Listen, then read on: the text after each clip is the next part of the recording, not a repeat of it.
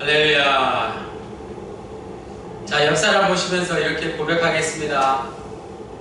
옆에 계셔 주셔서 감사합니다. 네, 앞뒤로 보시면서 앞뒤로 계셔 주셔서 감사합니다.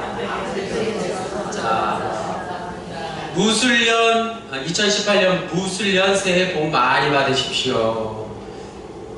우리가 새해 인사도 함께 나눠볼까요? 새해 복 많이 받으십시오. 새해 복 많이 받으십시오. 새해 인사를 먼저 나눴습니다. 오늘 말씀 제목은 하나님의 기쁨 낙평영문입니다.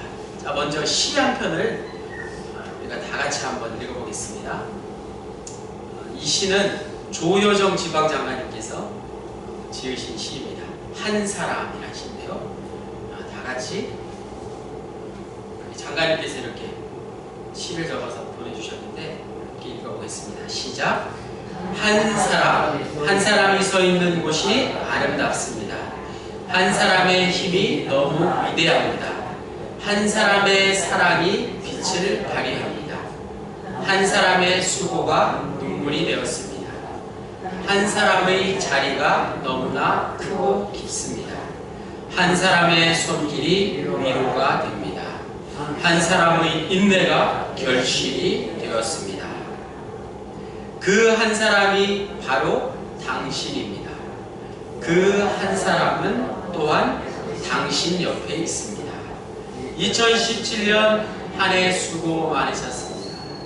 여기까지 함께 올 수 있었던 것은 바로 그 한 사람, 당신 때문이었습니다.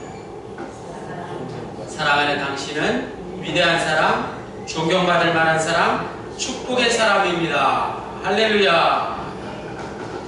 정말 장관님께서 지으신 시입니다. 시인이시죠? 자, 오늘 이 한 사람이라는 시를 여러분 마음속에 한번 늘 간직하시고 힘들 때, 또 좀 낙심이 될 때, 또 기쁠 때 언제나 이 시를 우리가 기억했으면 좋겠습니다. 한 사람은 여러분 한 사람 한 사람을 말씀하는 것이죠. 오늘 본문 이사야 61장과 62장. 오늘 본문이 이사야 61장과 62장 두 장이었잖아요. 시온성에 거하는 사람들에게 전하는 복음에 대한 복음입니다.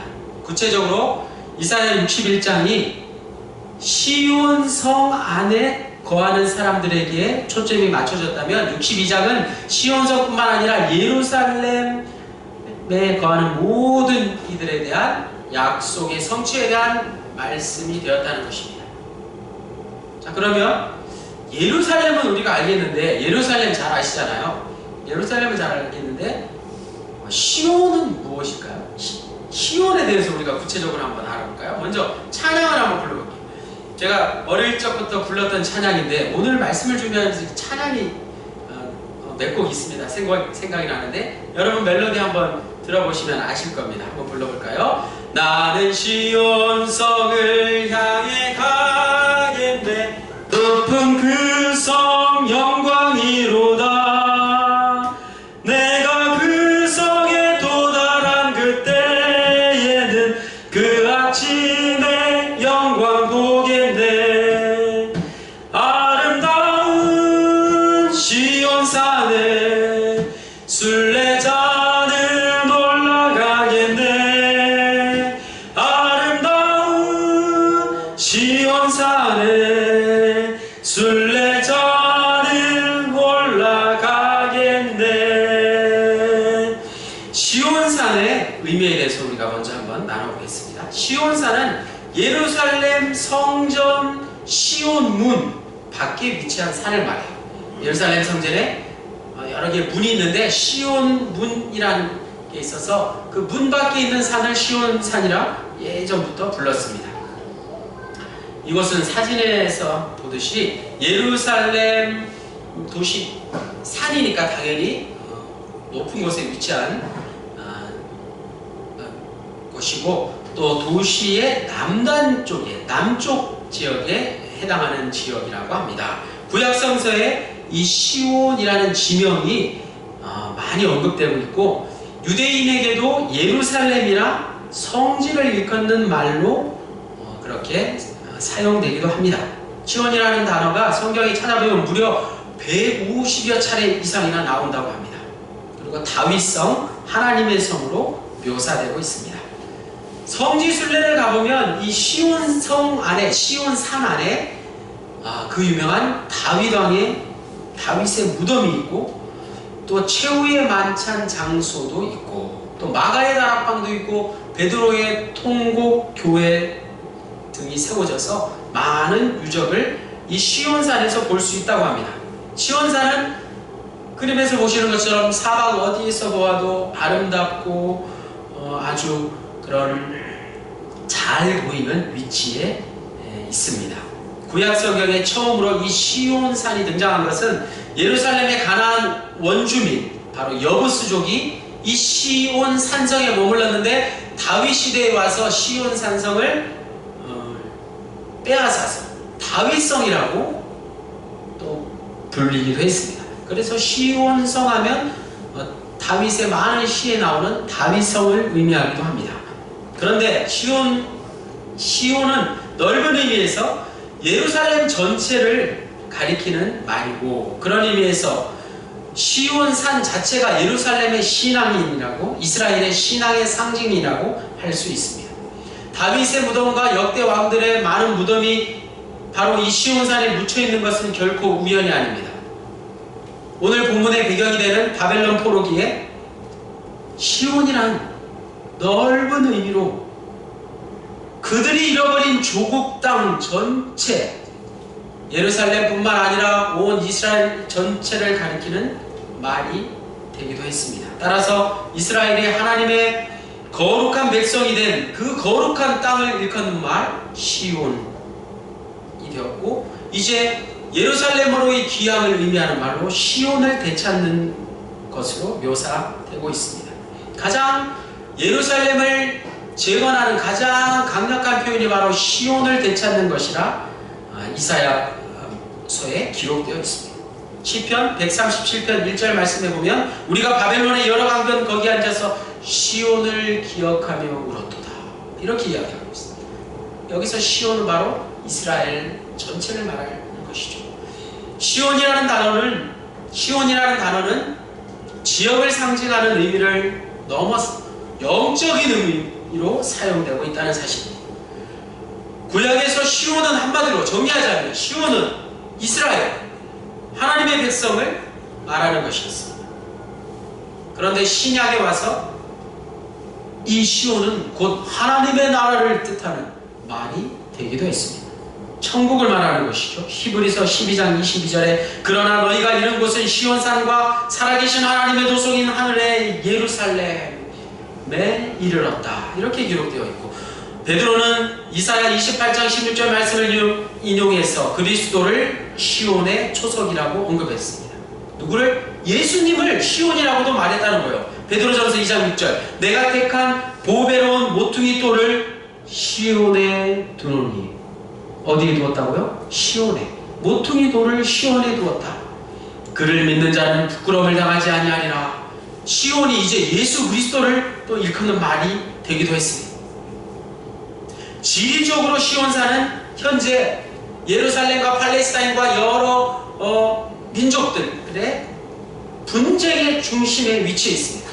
요즘 뉴스에도 이 시온 근처에서 전쟁을 벌이고 있다는 것입니다. 하지만 성경은, 하나님은 언젠가 시온이 주 예수님의 유일한 소유물이 되어서 국가와 도시로서의 시온이 언젠가는 회복될 것이라 분명히 말씀하고 있습니다. 그것이 이사야 52장 1절 말씀, 다 같이 읽겠습니다. 시작. 시온이여 깰지어다 깰지어다 내 힘을 낼지어다. 거룩한 성 예루살렘이여 내 아름다운 옷을 입을지어다. 이제부터 할례 받지 아니한 자와 부정한 자가 다시는 내게로 들어옴이 없을 것이니라.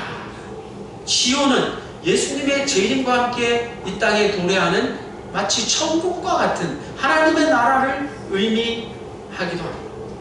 계속해서 이사야 60장 14절에도 너를 괴롭히던 자의 자손이 몸을 굽혀 내게 나오며 너를 멸시하던 모든 자가 내 발 아래 엎드려 너를 일컬어 여호와의 성읍이라 이스라엘의 거룩한 이의 시온이라 하니라.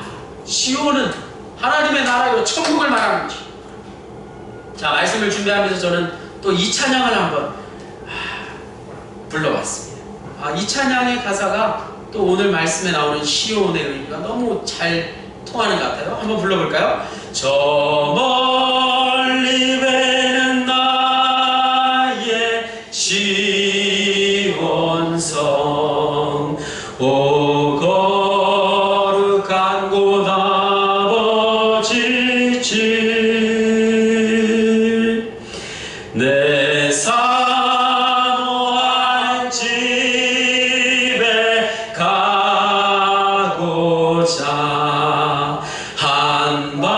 한밤을 세웠네. 저 망망한 바다 위에 이 몸이 상할지라도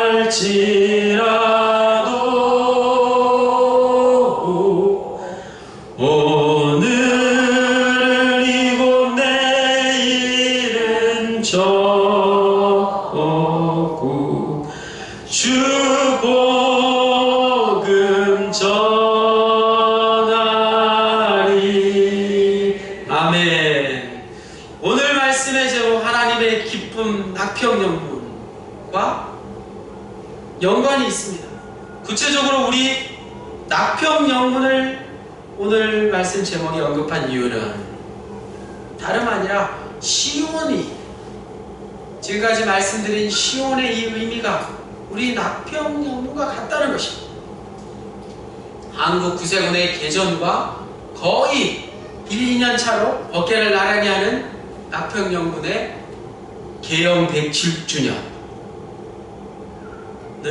오늘 우리에게 이 낙평영문이 한국 구세군 내에서 시온성과 같은 존재라는 것을 잘 말해주고 있습니다.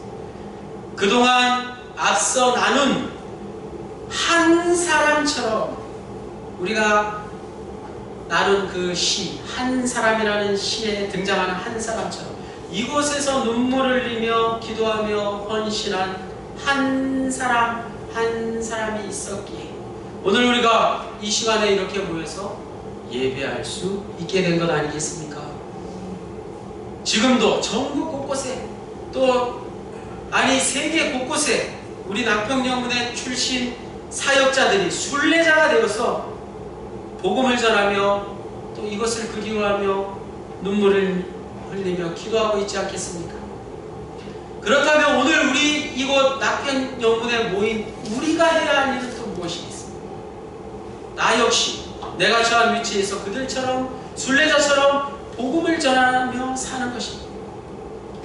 나도 그 한 사람이 되는 것입니다. 내가 그 한 사람이 되는 것입니다. 중요한 것은 우리는 언제나 순례자들을 위해서 중보하며 기도해야 한다는 것입니다. 자, 오늘 말씀의 두 번째, 기름 부음 받은 자의 찬양 10절 11절. 우리 모두 기름 부음 받은 자임을 잊지 말아야 할 것입니다. 여기서 기름 부음 받은 자들이란 성령의 기름을 부음 받은 자들을 말합니다. 그렇죠? 이게 2주 전에 우리가 나눈 본문 말씀과 같죠. 중복이 되는데 그 이유는 이 기름 부음 받은 자의 의미가 너무나 중요하기 때문이 아닐까 이렇게 생각이 들어봤습니다. 우리 10절 말씀 다 같이 한번 읽어보겠습니다. 시작. 내가 여호와로 말미암아 크게 기뻐하며 내 영혼이 나의 하나님으로 말미암아 즐거워하리니 이는 그가 구원의 옷을 내게 입히시며 공의의 겉옷을 내게 더하시니 신랑이 사모를 쓰며 신부가 자기 보석으로 단장함 갖게 하셨습니다. 아멘. 하나님의 음성이 들리면서 울려 퍼지면서 마지막에 하나님으로부터 기름 부음 받은 자의 기쁨이 넘친다는 것입니다. 찬송으로 하나님께 영광 돌리는 장면이 나타납니다. 그 장면이 오늘 우리가 예배하는 이 모습입니다. 마치 결혼식 때 신랑 신부가 아름답고 화려하게 옷을 차려 입듯이 사명자는 하나님으로부터 구원의 은혜를 받음으로 그것을 아름다움으로, 구원과 아름다움, 은혜의 아름다움으로 한껏 치장을 하고 기뻐하며 즐거워하며 예배하고 있습니다. 11절 말씀에 땅이 싹을 내며 동산이 거기에 뿌린 것을 움돋게 함같이 주 여호와께서 공의와 찬송을 모든 나라 앞에 솟아나게 하시니라. 이 고백은 봄철에 새싹이 돋아나듯 굳은 땅을 밀쳐 올리면서 힘차게 생명력을 과시하며 올라오는 새싹의 모습처럼 하나님을 향한 찬양이 사명자의 가슴에서 터져나오고 있다는 것입니다. 이 모든 기쁨의 근원이 주 여호와 나의 주님이라는 사실을 오늘 저와 여러분의 믿음의 고백이 바로 이 사명자의 고백이 되어야 할 줄로 믿습니다. 자, 오늘 마지막 하나님의 기쁨 시온 62장으로 넘어가서 1절에서 3절까지 말씀 보겠습니다. 앞서 말씀드린 대로 이사야 61장이 시온성 안에